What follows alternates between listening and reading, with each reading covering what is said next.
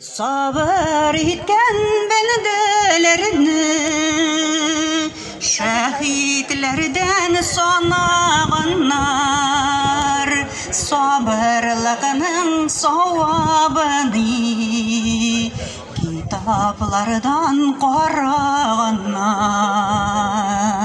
Allah'a şükür kılam yoktukini birgenine gökten yağmurlar yağdırıp iyigen üstürgenine. Allah'a şükür kılam karanlık tünlerinde namazlarını okuruşum yerdemin birgenine. Allah'ım hoş gilesin Ramazan, ey aylarının kadirlisi ruhsatı tu ecri.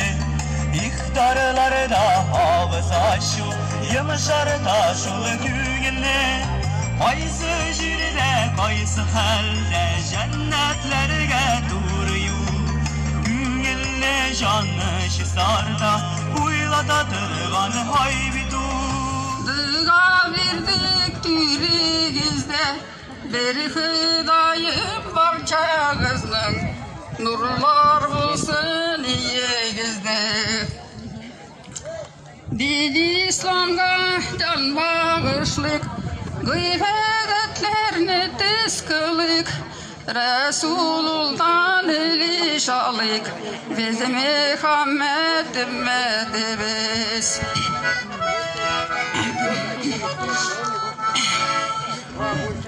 Hayır. La ilahe illallah.